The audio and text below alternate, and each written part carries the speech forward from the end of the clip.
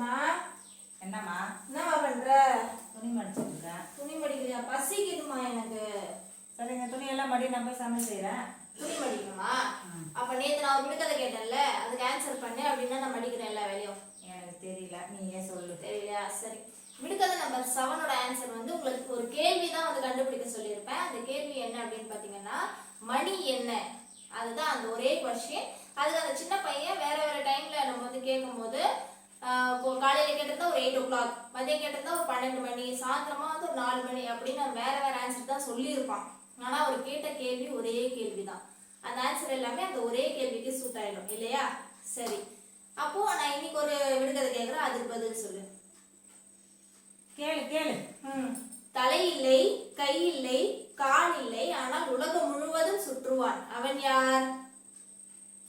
தலை இல்லை, கை இல்லை, கால் இல்லை, ஆனால் உலகம் முழுவதும் சுற்றுவான். அவன் யார்?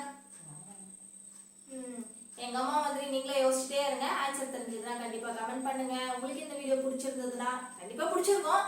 ஒரு லைக், ஷேர் அண்ட் சப்ஸ்கிரைப் பண்ணி எங்களை சப்போர்ட் பண்ணுங்க.